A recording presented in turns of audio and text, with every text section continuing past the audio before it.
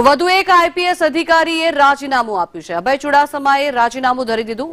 ઓક્ટોબરમાં વય નિવૃત્ત થાય તે પહેલા જ રાજીનામું ધરવામાં આવ્યું છે। 1998 બેચના આઈપીએસ અધિકારી છે અભય ચુડાસમા। વધુ એક આઈપીએસ દ્વારા રાજીનામું આપવામાં આવ્યું છે, જેને લઈને અનેક સવાલો પણ અત્યારે ઉઠી રહ્યા છે। વધુ માહિતી મેળવીએ સંવાદદાતા હિરેન રાવલ જોડાયા છે આપણી સાથે। જી હિરેન, વધુ એક આઈપીએસ દ્વારા રાજીનામું આપી દેવામાં આવ્યું છે, કયા કારણોસર અપાયું રાજીનામું?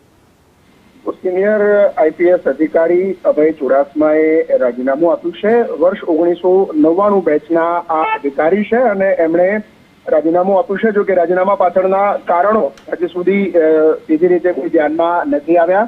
ગઈકાલે બપોરે એમણે રાજીનામું ગૃહ વિભાગને મોકલી આપ્યું છે।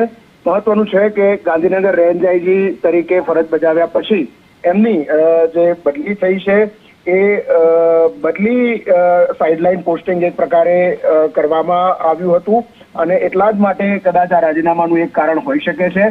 કરાઈ તાલીમ શાળા ખાતે તેમને સાઇડ પોસ્ટિંગ ઉપર છેલ્લા 2 વર્ષ 1.5 થી 2 વર્ષ સમયથી મૂકવામાં આવેલા છે અને એનું કારણ હોઈ શકે છે। આ સિવાય વચ્ચે થોડા સમય પહેલા પણ એમને રાજનીતિમાં આવવાના સંકેતો આપ્યા હતા। કારાડિયા રાજપૂત સમાજમાંથી અભય ચુડાસમા આવે છે અને ગુજરાતમાં કારાડિયા રાજપૂત સમાજનું જે વર્ચસ્વ છે એ વધારવા માટે રાજનીતિમાં પણ વધુ લોકો આવે એ પ્રકારનું વચ્ચે નિવેદન એમનું સામે આવ્યું હતું। કદાચ એ જ કારણ છે કે એમણે રાજીનામું આપ્યું હોય ને આગામી દિવસોમાં અન્ય કોઈ પ્રવૃત્તિ તરફ આગળ વધવાના હોય। જોકે મહત્વનું છે કે ઓક્ટોબર 2025માં તેઓ વયનિવૃત્ત થવાના છે અને એ પહેલા તેમણે આ રાજીનામું આપ્યું છે। જી આભાર હિરેન સમગ્ર માહિતી બદલ।